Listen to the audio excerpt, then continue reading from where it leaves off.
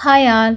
இந்த ஒரு நீடில் வச்சு தான் நம்ம கிளாத்தை வந்து டேமேஜ் ஆன கிளாத்தை வந்து சரி பண்ண போகிறோம்.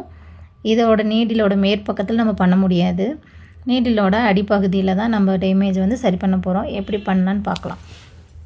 இந்த மாதிரி கிளாத் வந்து டேமேஜாக இருக்கிற இதெல்லாம் நம்ம இந்த ஒரு நீடியில் வச்சே நம்ம சரி பண்ணிடலாம். இதுக்காக கவலைப்பட வேண்டியதில்லை. நீடிலோட பேக் சைடு திருப்பி இதே போல் நான் வீடியோவில் காட்டியிருக்க மாதிரி நீங்கள் ஸ்லோவாக பண்ணி பாருங்கள். அந்த டேமேஜே இருக்கிற இடமே தெரியாமல் போயிடும். இப்போ பாருங்கள், ஆனால் அதே போல் பொறுமையாக பண்ணிகிட்டே வந்தோம் அப்படின்னா கிளாத்தில் இருக்க டேமேஜ் எல்லாமே சரியாயிடும். நம்ம எவ்வளோ தான் பொறுமையாக பார்த்து ஃப்ரேமில் ஃபிக்ஸ் பண்ணியிருந்தாலும் ஒரு சில கிளாத்தில் மட்டும் இந்த மாதிரியான டேமேஜ் வந்து வரும். அது எல்லா கிளாத்திலும் அப்படி ஆகாது. ஒரு சில கிளாத் தான் இந்த மாதிரி ஆகும்.